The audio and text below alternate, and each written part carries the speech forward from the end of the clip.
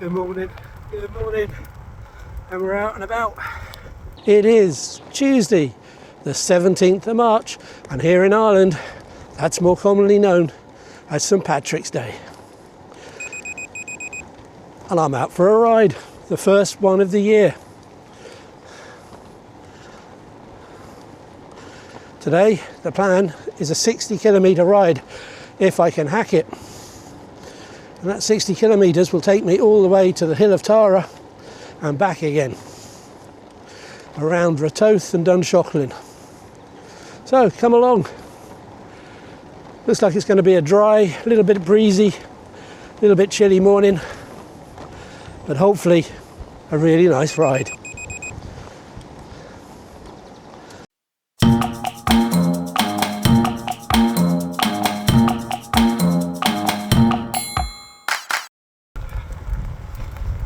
Today, I'm going to take it nice and handy.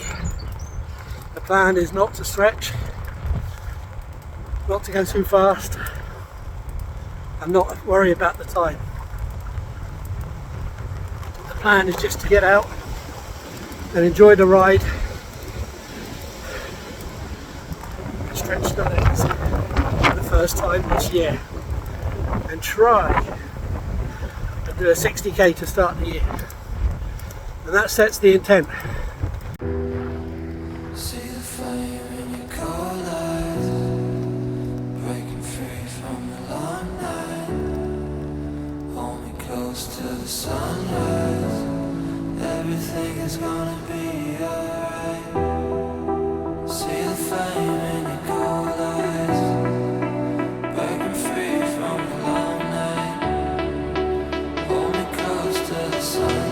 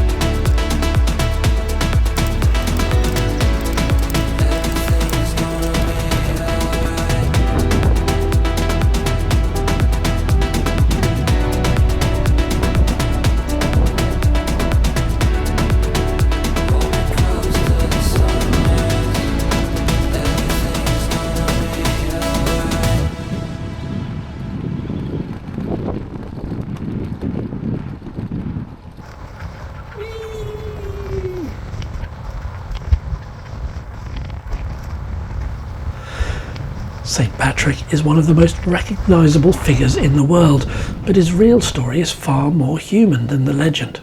He wasn't actually Irish. He was born in Roman Britain, and as a teenager he was kidnapped and brought to Ireland as a slave. For years he worked here in isolation, tending animals and surviving the harsh landscape. Eventually he escaped, but something unexpected happened. He came back, not as a captive, but as a missionary, determined to spread Christianity across Ireland. And that's where the legend begins Stories say he used the shamrock to explain the Holy Trinity, and that he drove all the snakes out of Ireland, though that part is probably symbolic more than literal. What's undeniable is his impact. Over time, Patrick became a symbol of Irish identity, resilience and belief. So when we celebrate St. Patrick's Day, it's not just about green clothes, parades or green rivers in America. It's about a story of return, purpose and transformation. A man who came back to the place that once held him and helped shape its future. And that resonates with me. My nan and my dad had to leave Ireland many years ago, and I have come back. My wife is Irish and my kids are born and raised here. The family lineage and connection with our heritage in Ireland is once again restored.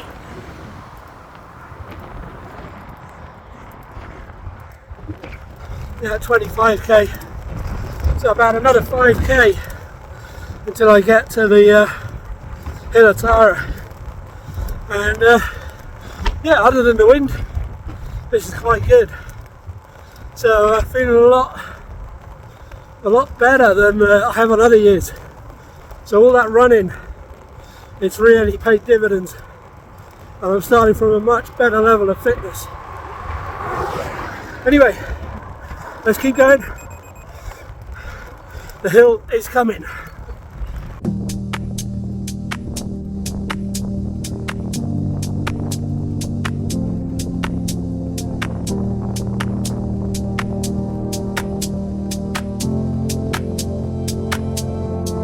Endless rivers coursing, drifting where the night spans in.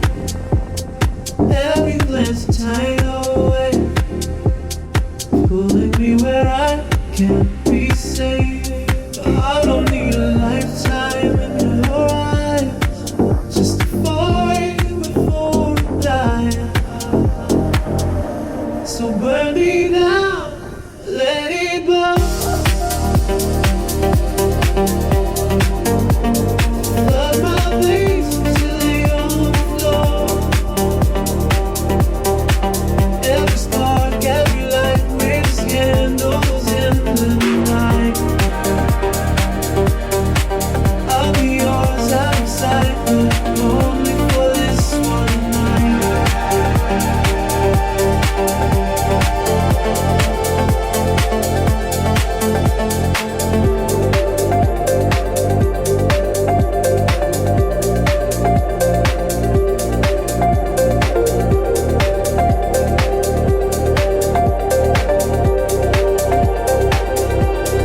Every challenge I begin, every breath a whisper dead. We're like comets crossing fast, beautiful because we're So I've made it up to the Hill of Tara. There's my coffee going over in the wind. So yeah, we're here, it's Hill of Tara. So I'll have a wander around in a minute and have a look at the actual monument itself. But the ride is half over, the hill is done, so it's downhill and then into the wind home. Looking up already.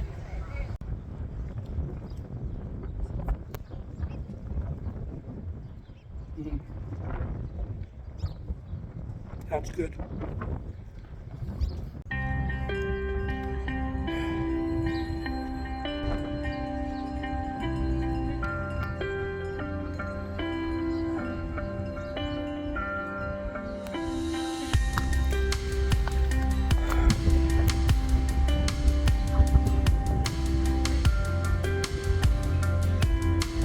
Oh, that was much needed.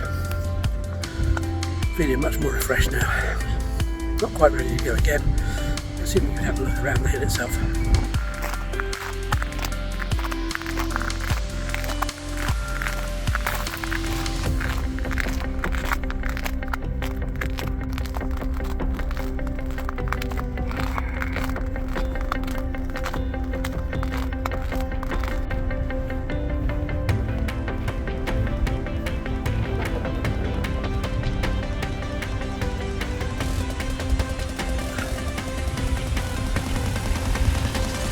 Standing here on the hill of Tara, it doesn't feel like just another landscape.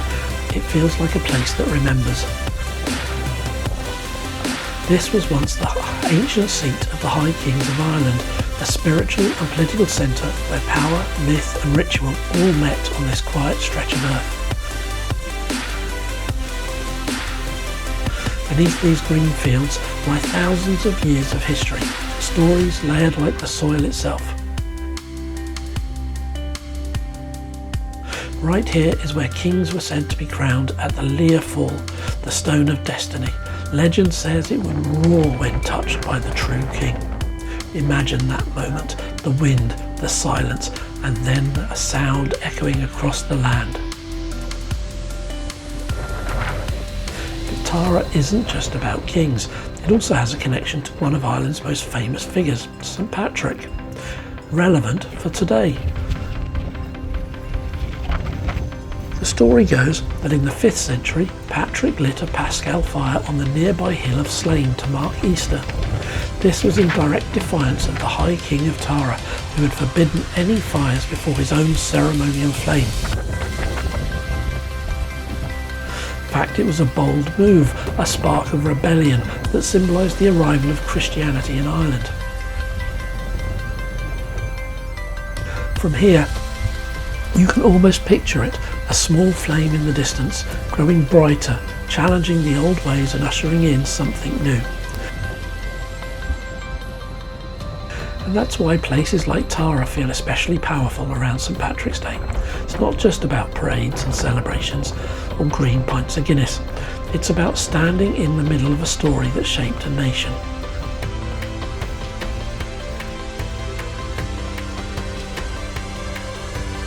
For me, this is what adventure is really about.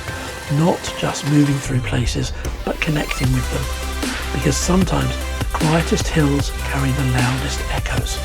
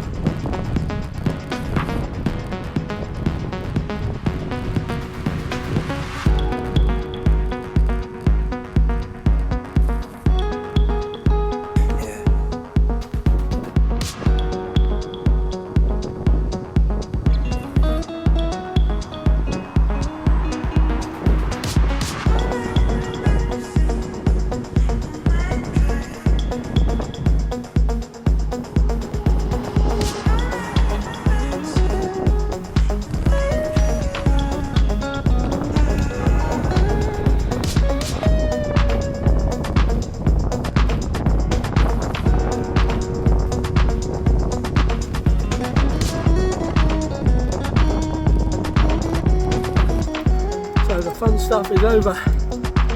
Now it's the hard slog to get home. The enthusiasm and the motivation to get somewhere has been spent, and now it's all about challenge, motivation to just see it through, indomitable spirit and perseverance. Let's bring it on, come on!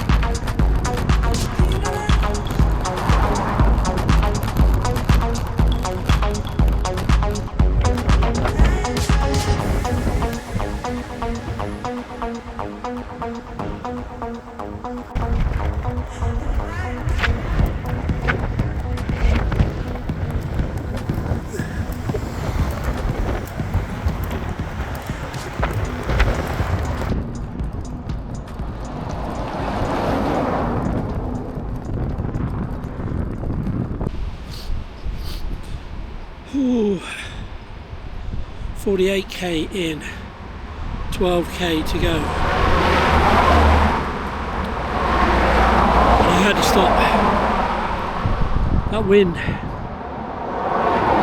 I'm alright, me, breathing wise, fitness wise, but that wind, it's like 30k I think, looking at the weather app this morning, and at this point I'm cycling into it the whole way.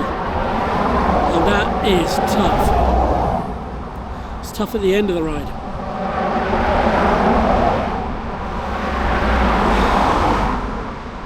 Anyway, we'll just keep going. Take a break.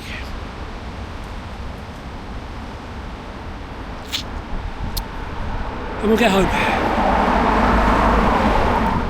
We'll get there, but it's going to be a slow slog from here.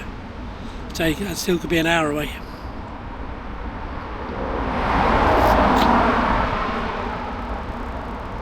It's not the distance, just the wind. Hopefully I'll come off this main road not too far up here. When I start going through a few of the lanes, hopefully that'll give me a bit more protection from the wind, and it might get a bit easier. But the wind and a touch of saddle sore, it's making it tough. I'm not going to lie, it's going to be a tough ride to finish, but those are the ones you remember.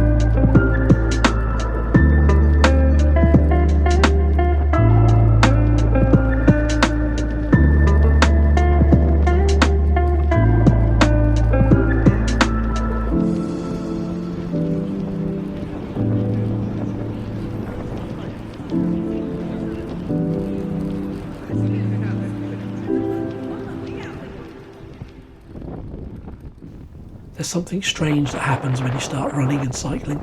At first, it's just about fitness, numbers, distance, trying to get a little bit better each week. But somewhere along the way, it becomes something else. For me, it's become a way of shaping who I am. Running strips things back. It's just you, your breathing, and the road ahead. Some days feel heavy, every step a question. Why am I doing this? And other days, something clicks, and you feel like you could go forever. It teaches patience and honesty. You can't fake a run. Cycling, on the other hand, opens things up. It stretches the world. Places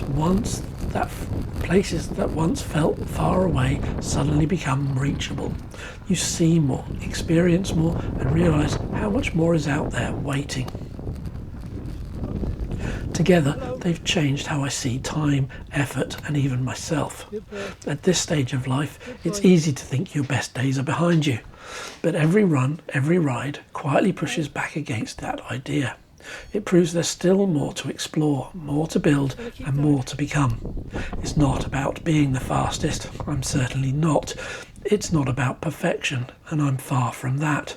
It's about movement, progress, and choosing again and again to keep going.